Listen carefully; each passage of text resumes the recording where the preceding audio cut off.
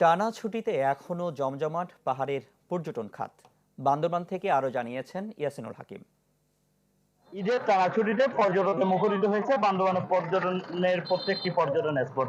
আমরা দেখেছি সকাল থেকে দুপুর অব্দি প্রায় বান্দরবান থেকে 350 অধিক গাড়ি বান্দরবানের বিভিন্ন পর্যটন স্পটগুলোর উদ্দেশ্যে পর্যটকদের নিয়ে ছেড়ে গিয়েছে। পাশাপাশি মেঘলা, নীলাচল, শৈলপ্রপাত, প্রান্তিক লেক সহ দেবতাখুম, বগা লেক এবং তানসি তিন্দু সহ বিভিন্ন পর্যটন স্পটগুলোতে পর্যটকে মুখরিত হচ্ছে। সেই সমস্ত স্পটগুলোতে যেখানে গত 13 মাস কোনো পর্যটক যেতে পারে না, বিশেষ করে রুমা এবং তানসি উপজেলায়, সেখানে পর্যটক ভবনের নিষেধাজ্ঞা প্রত্যাহার করে পর্যটকদের জন্য মুক্ত করার পর থেকে পর্যটকে মুখরিত হচ্ছে এবং বান্দরবানে যে অর্থনীতি টাকা রয়েছে, যে পর্যটন শিল্পটি রয়েছে, সেটি অনেকটা চাঙ্গা হতে শুরু করেছে। এই ছুটিকে কেন্দ্র করে কিন্তু প্রতি বছর যেভাবে মানুষ আসা যাওয়া করে, এবারে ঈদে এবং গত ঈদের তুলনায় এবারে পর্যটকের আনাগোনা অনেকটা বেড়েছে বলে আমাদেরকে জানিয়েছে। আমরা কথা বলেছি হোটেল মোটেল কর্তৃপক্ষের সাথে, তারা আমাদেরকে জানিয়েছে বান্দরবানের প্রত্যেকটি হোটেল ইতিমধ্যে গতকাল এবং আজকে 100% বুকিং রয়েছে।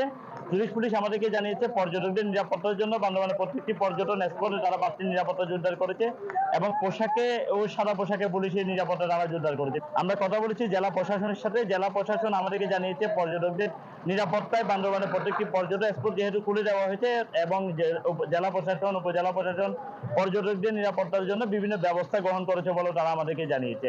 সব মিলিয়ে কিন্তু আসলে পর্যটকে মুখরিত হয়েছে পর্যটন নগরী বান্দরবান। এবং বিশেষ করে একটি কথা বলে রাখতে হয়, বান্দরবানের আলীকদম উপজেলায় ভ্রমণে গিয়ে নদী পার হতে গিয়ে এক পর্যটকের লাশ গতকাল উদ্ধার হয়েছে এবং আরো দুইজন এখনো পর্যন্ত নিখোঁজ রয়েছে। এই দুইজনকে উদ্ধারের জন্য ফায়ার সার্ভিসের পক্ষ থেকে, জেলা পুলিশের পক্ষ থেকে বিভিন্ন জায়গাগুলোতে উদ্ধার অভিযান পরিচালিত হচ্ছে বলে আমাদেরকে জানিয়েছে।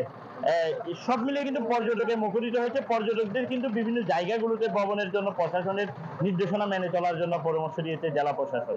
ইয়াসিনুল হাকিম, চ্যানেল 24, বান্দরবান।